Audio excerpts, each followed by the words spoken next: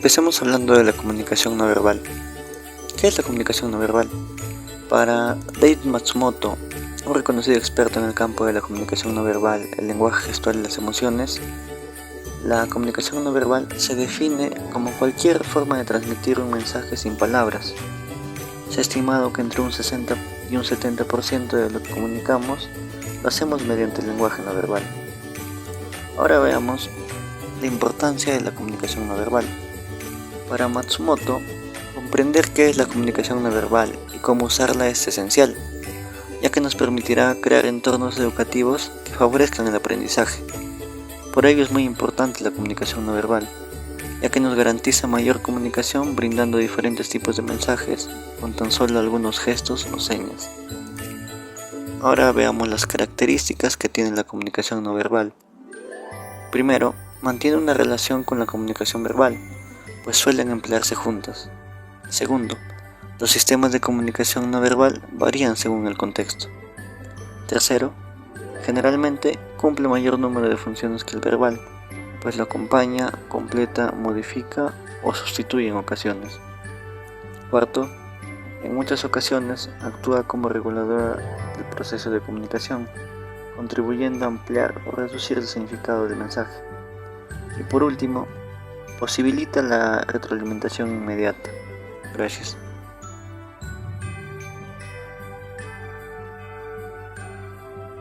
Y les voy a hablar sobre la forma de caminar. En primer lugar, ¿qué es caminar? Caminar es trasladarse o moverse de un lugar a otro mediante el propio medio de cada persona o animal. Los tipos de forma de caminar. El caminado rápido, que demuestra que la persona es inquieta y desea cumplir sus metas lo más antes posible, o es una persona determinada. Caminar despacio. Demuestra que tiene una personalidad tímida e insegura. Caminar bajando y encorvado. Demuestra que atraviesa por situaciones de tristeza o depresivas. La forma de caminar en relación con el habla. Es la mayor parte del tiempo que nosotros no hablamos mientras estamos caminando, así que no hay una relación específica con el habla. Pero hay estudios que demuestran que podemos transmitir el origen cultural y los diferentes tipos de mensajes sobre el estado de ánimo de cada persona y mental, habiendo unas 36 formas de caminar. En esta ocasión les hablaré acerca de la sonrisa, que es un subtema que abarca en el video. Bueno, la sonrisa es una expresión facial formada por el movimiento de nuestros labios o los músculos, y también se caracteriza por representar a la alegría, aunque en otras ocasiones no casi siempre. Ahora les voy a presentar los tipos de sonrisa. El primero es la sonrisa de Duchenne. Bueno, esta sonrisa es la más estudiada, donde se estudia el movimiento de estos músculos de mayor y menor cerca a la boca y también el músculo orbicular cerca de los ojos. También tenemos la sonrisa falsa, donde nosotros tratamos de ocultar un sentimiento y la expresamos con una sonrisa. Esta sonrisa se caracteriza solo para una aceptación hacia una persona y en otros fines. También tenemos la sonrisa enmascarada. La persona que caracteriza esta sonrisa lo hace con intenciones negativas, es decir, tratar de ocultar su real emoción. En el video nos manifiesta la entrevistadora que existen 19 tipos de sonrisas, lo cual el entrevistado responde que esta idea se viene formando hace tiempos anteriores y que aún no hay ni una teoría científica que abarque o afirme esto, ya que las personas podemos sonreír cuando estamos felices o también cuando no. Y en conclusión nos deja que la sonrisa va a variar respecto al contexto social. Esta oportunidad voy a explicar sobre la postura corporal. La postura corporal es la relación de las posiciones de todas las articulaciones del cuerpo y su correlación entre la situación de las extremidades con respecto al tronco y viceversa. Existen dos tipos de postura corporal. La postura dinámica, que se refiere a cómo se sostiene al moverse, como cuando está caminando, corriendo o al agacharse para recoger algo. La postura estática se refiere a cómo se mantiene cuando no está en movimiento, como cuando está sentado, de pie o durmiendo. Tener una buena postura corporal es importante, dado que el cuerpo humano puede adoptar infinidad de posturas. Es posible hablar de ciertas posturas corporales deseadas o beneficiosas. Se considera que una buena postura corporal es aquella en que el cuerpo se mantiene erguido y con la espalda recta, lo que permite tener una oxigenación adecuada y evitar los problemas de columna y de los músculos. Ahora, no tener una buena postura corporal hace que nos dificulte la respiración, se nos comprima los órganos de la digestión y puede generar problemas como la escoliosis o lumbago. Entonces, en estas clases virtuales se debe tener una buena postura corporal, como mantener la espalda erguida a la hora de estar sentados frente al monitor de la computadora. Bueno, les hablaré sobre la mirada, que es un modo de comunicación muy eficaz. Es una forma de presentación, de socializar, de mostrar emociones, etc. Por medio del contacto visual. Apoyado del verbal se puede decir muchas cosas. A continuación les diré los tipos de miradas. 1. Intensa y prolongada. Es la que denota atención en la que la persona quiera transmitir. Suele ir acompañada de un ligero levantamiento de las cejas. Si esta mirada es demasiado insistente, puede tratarse de una mirada desafiante. 2. Esquiva. Es la de aquella persona que evita mirar directamente a los ojos de otra persona, tal vez por sentir amenaza, inseguridad o vergüenza. 3. Entrecerrados. Es la de aquella persona que suele estar a la defensiva o bien desconfía de alguien más. 4. Parpadear en exceso. Es la que denota nervios, inquietud, vergüenza o incluso atracción de una persona a otra. Pupilas dilatadas. Es la de que denota sorpresa o interés. La dilatación de las pupilas es una reacción fisiológica. Esta ocurre cuando una persona ve algo que le atrae. En conclusión, como verás, existen diferentes mensajes dependiendo de una mirada, y estos mensajes dependerán de factores como la duración, la dirección, la intensidad o los gestos faciales.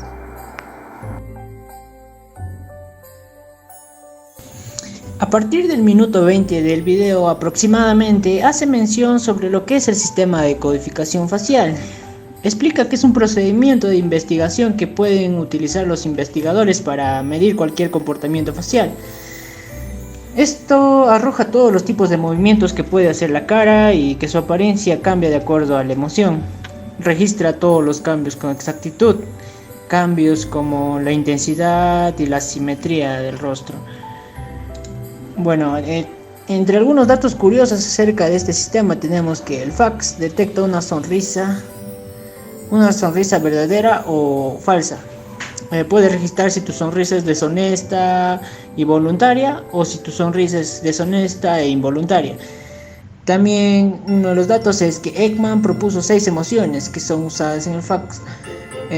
Puede registrar la alegría, tristeza, ira, miedo, asco y sorpresa.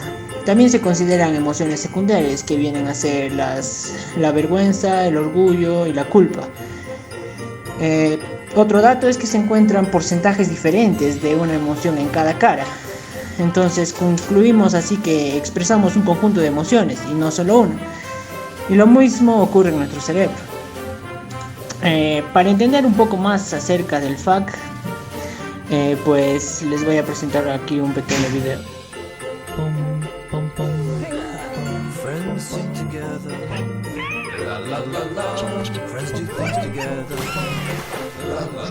Friends help you when you're in danger. Friends are people who are not strangers. Friends, la la la la. Friends, la la la la.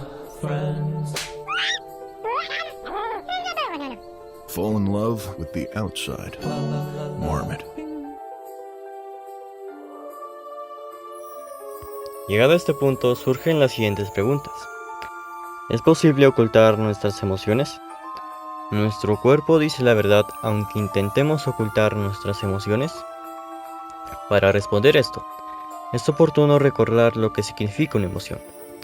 Existen múltiples definiciones de la emoción, pero una de las más acertadas sería la propuesta por Don Hockenbury y Sandra Hockenbury en el 2007, en su obra Discovering Psychology, en donde mencionan que una emoción es un estado psicológico complejo que implica 3 componentes distintos: una experiencia subjetiva, una respuesta fisiológica y una respuesta conductual o expresiva. Otra definición igual de acertada sería la propuesta por William James en el 85, en su obra ¿Qué es una emoción?, donde nos afirma que los cambios corporales se siguen directamente a la percepción del hecho desencadenante, y que nuestra sensación de esos cambios, según se van produciendo, es la emoción. Luego de haber recordado qué es una emoción, es hora de responder a la pregunta: ¿es posible ocultar nuestras emociones? Según el psicólogo e investigador David Matsumoto, aquí se debe tener en cuenta distintas variables, como el contexto y la intensidad de la emoción. Sin embargo, está comprobado que cuando más fuerte es la emoción, más complicado es esconderla.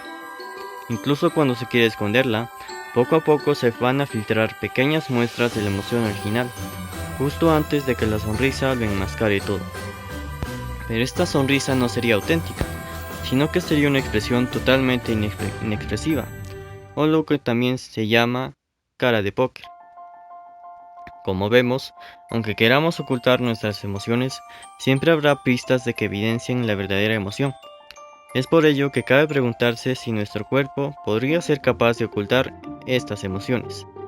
Para esta pregunta, el psicólogo Matsumoto nos menciona que los cuerpos y las caras no pueden decir la verdad o mentir, ya que cuentan con cogniciones y visiones inconscientes y tácitas. Así que podríamos decir que independientemente de la situación, todo se tratará de la percepción del receptor hacia nuestro mensaje. Estereotipos. Según la RAE, es una imagen o idea aceptada comúnmente por un grupo o sociedad con carácter inmutable. En otras palabras, es la percepción exagerada y simplificada que se tiene sobre una persona, cosa o grupo de personas, que tienen en común ciertas características, cualidades y habilidades. A menudo se usa el término en un sentido negativo, y de ahí tenemos la pregunta: ¿cómo acabar con los estereotipos? Y bueno, los estereotipos son funcionales, existen para preservar nuestro sentido de la identidad y ego, tanto como personas y como culturas. Por eso debemos ser cuidadosos de no desechar todos, ya que existen por algo. Existen estereotipos sobre grupos o cosas, pero no deberían aplicarse a seres humanos individuales. El uso de un estereotipo sobre un grupo a un individuo que forma parte de ese grupo es un peligro. Y continuando con la exposición, voy a responder la pregunta de cuál es la importancia de una comunicación no verbal en el aprendizaje. Primero, en síntesis, se llama comunicación no verbal a los mensajes que se transmiten a través de gestos, maneras, posturas y también el uso del espacio, o en este caso el entorno que nos rodea. Ante esto sabemos que un gran porcentaje de los procesos de aprendizaje se llevan en las aulas de clase, y es muy importante tener una buena comunicación entre profesores y estudiantes. Por tanto, esto implica el correcto uso de la comunicación verbal y no verbal. Sin embargo, el problema principal es que hacemos mucho énfasis en el qué decir y dejamos de lado el cómo decirlo. Con esto me refiero a que debemos de darle importancia y trabajar la comunicación no verbal. Y esto podemos lograrlo a través de un correcto uso de los gestos y espacios, como en el salón de clases, ya que la simple posición de las cosas pueden influenciar enormemente en el aprendizaje, por lo que es importante crear ambientes que faciliten la enseñanza. En caso de los profesores, deben de crear un clima motivador en sus clases mediante una personalidad amable. Para ello, algunas de las formas de lograrlo son las siguientes. En la primera sería que la mirada y la dirección de los ojos deben estar dirigidas al estudiante, sobre todo cuando éste realice alguna pregunta de alguna duda que surge en clases. Esto con la finalidad de demostrarle interés por resolver su duda, y así los estudiantes sientan que puedan preguntar cuando no entienden algo en clase. Como segundo, vendría a ser reaccionar con tranquilidad cuando no entregan trabajos o llegan tarde a clase, ya que los estudiantes son muy susceptibles a ser regañados frente a sus compañeros de clase.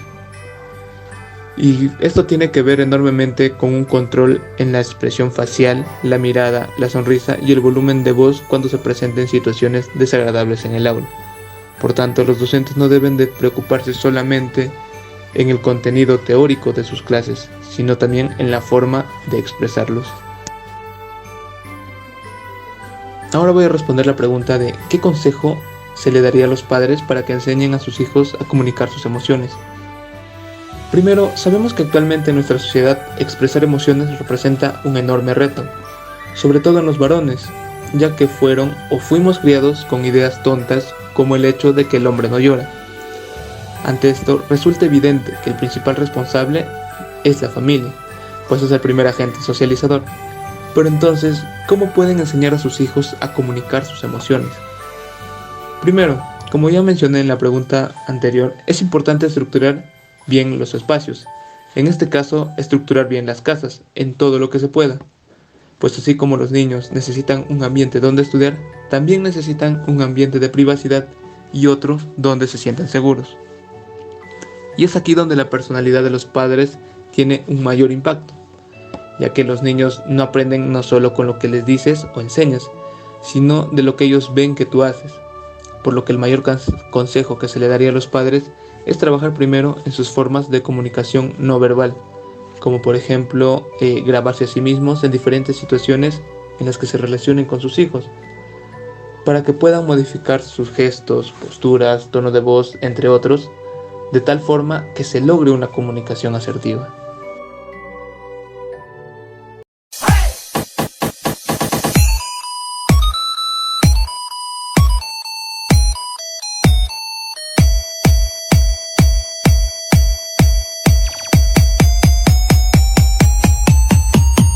Ho, ho, ho!